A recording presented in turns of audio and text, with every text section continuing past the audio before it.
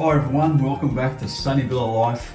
Glad you can join us. This is a quick tutorial on how to adjust the push buttons on your Caroma dual flush system toilet.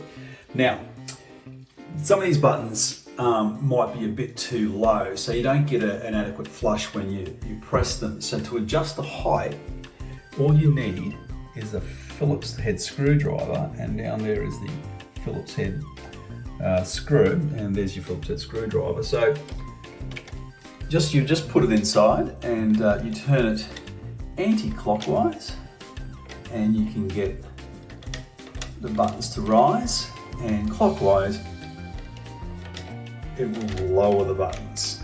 So you just play around with it until you get your right height.